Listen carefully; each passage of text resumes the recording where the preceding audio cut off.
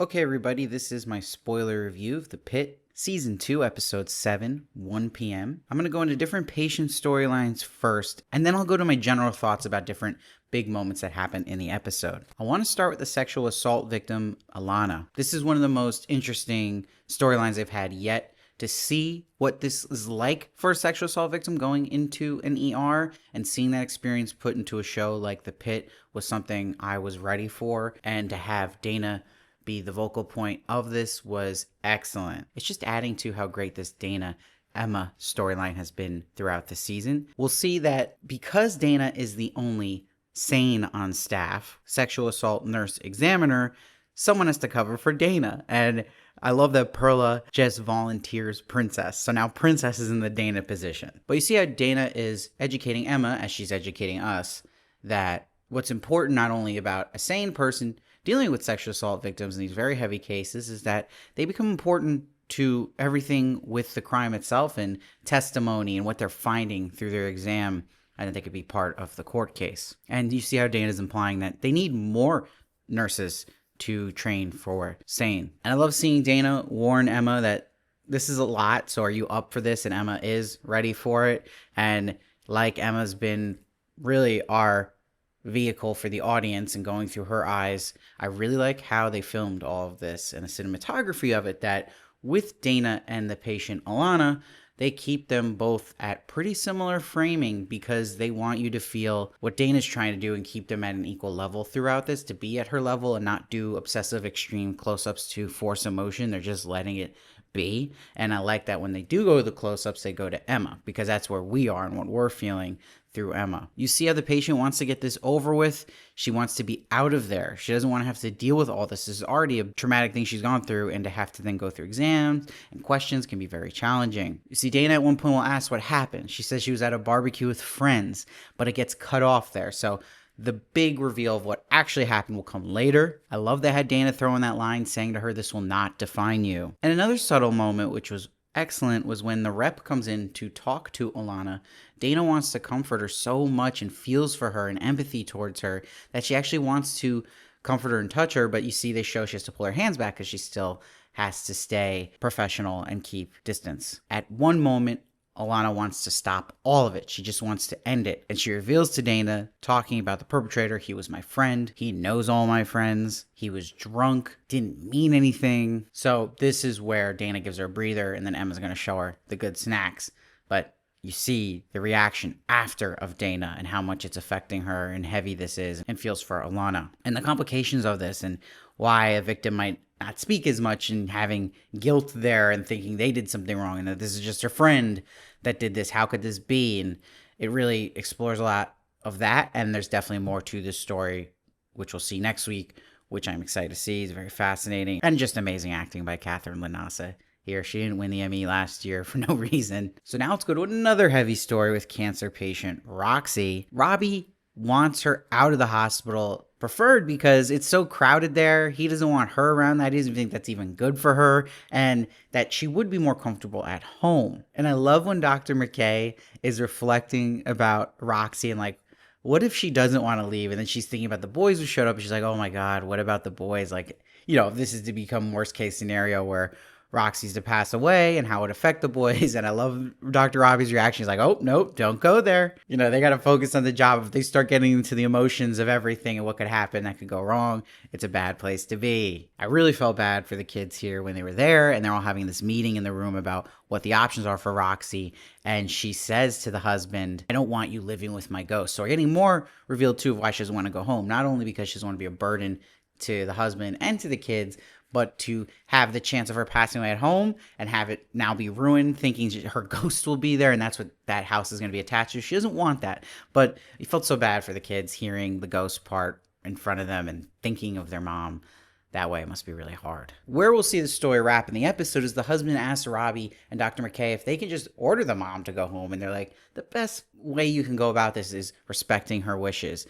So we've seen that's a theme in The Pitt, and it's a smart theme to keep reiterating, is that in these tough situations people in life will find themselves in where death is near with a loved one, that they really do have to respect the wishes of the loved one and not make all those calls themselves, as tough as that may be. because you will always think you're the one who knows best. Okay, let's go to the deaf patient now, who a lot of people had to talk last week about, like, hey, why aren't they just communicating with her on a pad and pencil here? But I really think, too, to give the show a little break, this is a TV show, and to watch back and forth someone writing on a pen and paper is just not going to be as effective of having someone like an interpreter there. And they really want to show the struggles of where you're lacking in getting interpreter technology working and an interpreter showing up later and how that could be a challenge. So I get that. I get it's a TV show and they have to still kind of keep some kind of way to present it where it could be interesting. But we do see Santos take out a pen and paper because the interpreter connection keeps breaking up. Santos thinks she needs a CT. The patient's not thrilled about that, but you'll see Robbie holds up Santos there too, because he's like, let's just wait for the interpreter in person to come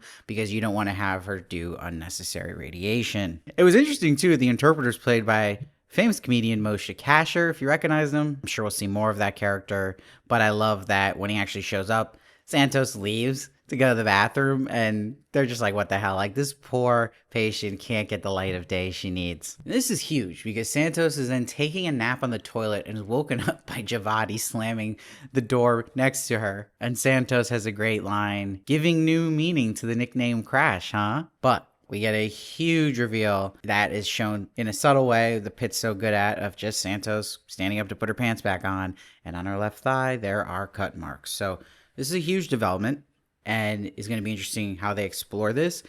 And also makes you wonder when Robbie earlier in the season was telling Santos, checking in her to talk to the psychiatrist, that does Robbie know about this? Did Santos and her have a conversation about this at some point?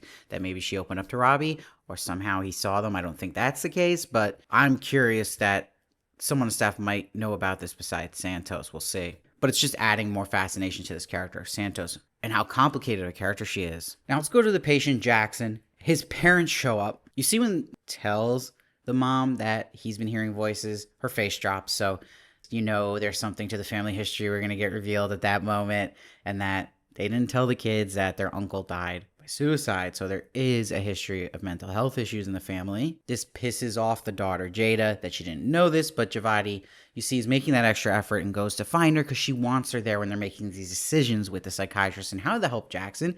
And she comforts Jada in that moment. You see the growth in Javadi here as working in the hospital, that she's giving that guidance, like, you should be there, and putting that extra effort and doing the right thing. So I like they use this opportunity to show how much Javadi's grown. Okay, so let's go to a fan favorite character who shows up. People have been calling for him to come back, is Dr. Jack Abbott.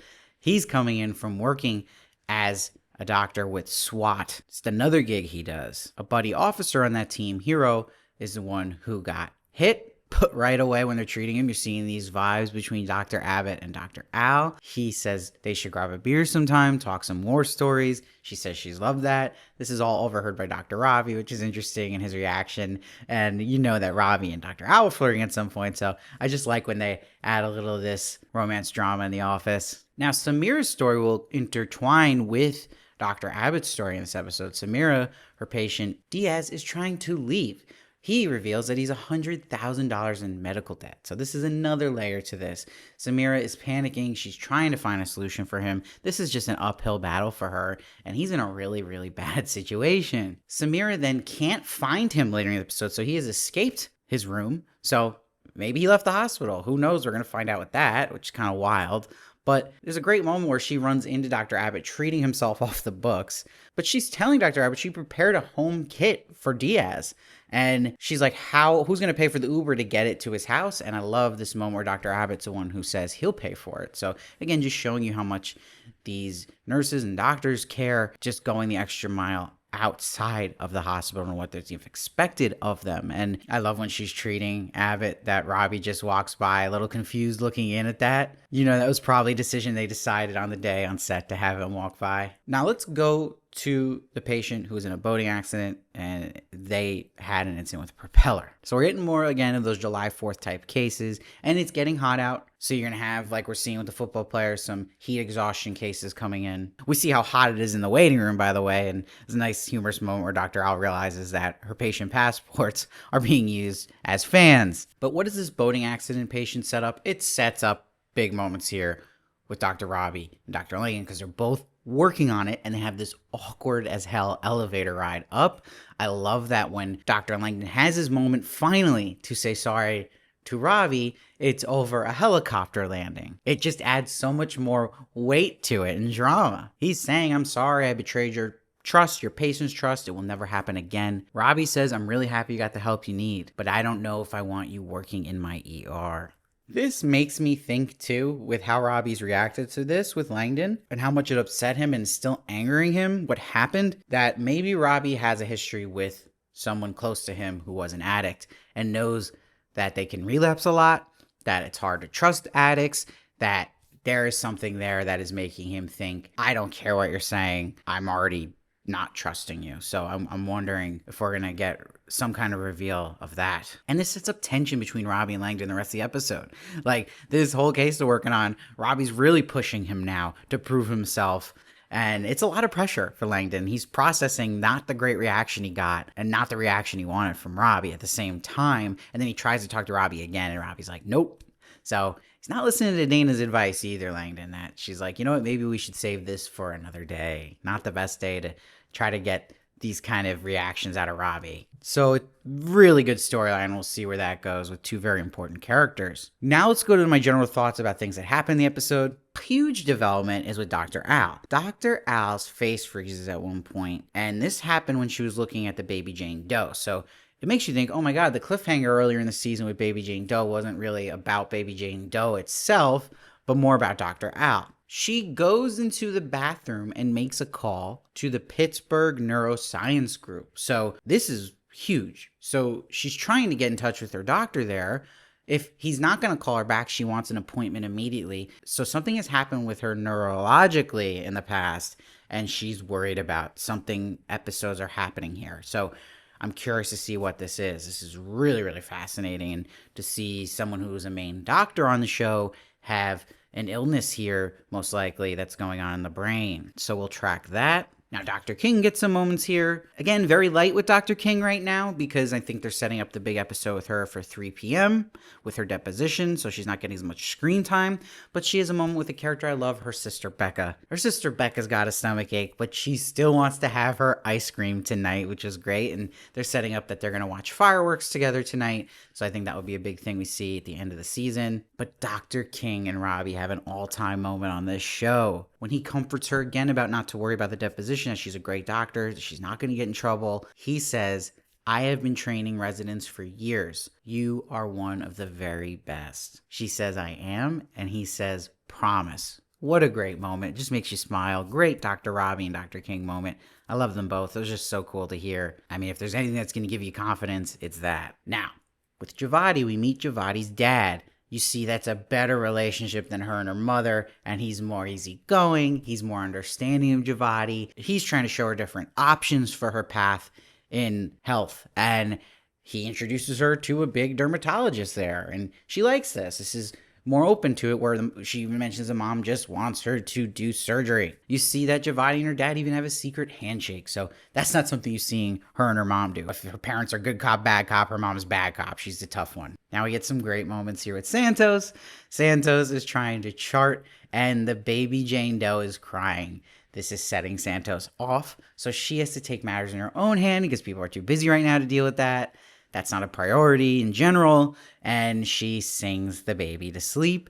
Great singing voice here by Santos. That was nice to see. So then she says to Robbie, I'm a baby whisperer. And he's like, hey, great, we'll add baby Jane Doe to your patient load. And she says, forget I said anything. Great moment. And then this leads to what I like they showed, because if you've been working in any kind of job with a lot of people and a big boss, people forget to mention that bosses could be the biggest gossipers because they want to know what's going on because they actually are offered the least from other people. So they're going to be more inclined to ask and reach out for some gossip. And you see Robbie does this here. First, he asks Santos if she's talked to Langdon today. The reason he's doing that is because he knows she would be the one who'd be in a similar case where she wouldn't probably want to talk to Langdon and it'd be awkward because she's the one who reported Langdon. And then he asks how everything is at home with Whitaker, so he knows they're living together.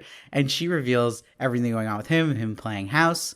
And she says she doesn't want to see him taken advantage of. And Robbie says he's our Huckleberry. I really liked hearing that to both, and it's cool that they really do care for their coworkers and someone like Whitaker. And he says he'll talk to him, so I do want to see that scene. I'm excited about that. So now, I'm loving everything in this episode. This is another great episode like last week. I feel like the Pitt's really hit its groove right now, and everything's so fascinating. A lot of big character beats and reveals. What I don't like, and I don't know how everyone's feeling about it, I don't like this cliffhanger. We get the hospital. CEO Trent Norris comes in. We find out there's all these cyber attacks hitting the hospital, so there's your answer in the betting pool and why that other hospital had to send patients. But the hospital's gonna go analog, and geez, my eyes rolled so hard here. I felt like this was so over the top dramatic and not necessary for where we are right now in the season.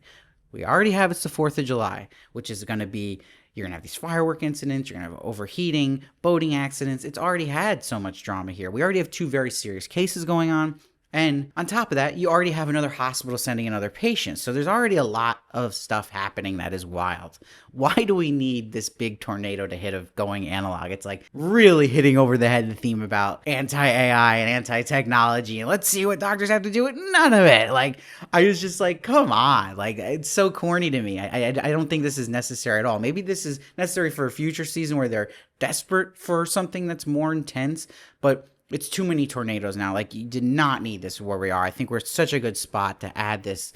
Was just a little over the top for me. I don't like it. Now, hopefully they prove me wrong, and then the next episode's really interesting with it, and I'm sold, and it doesn't affect how I'm feeling about the realism of everything going on right now. But I think this is just way too much. I can't believe they're doing this. So I actually was like, why when that happened? But I'm sure it's going to get some viewers excited and like, wow, look, they're doing everything by pen and, paper. But I don't know. I just think it doesn't need it. I think it's like them bringing in a Hail Mary card when it's not needed for drama. But let me know what you think of the cliffhanger. I'd love to hear your thoughts on it. Let me know your thoughts on the episode as a whole.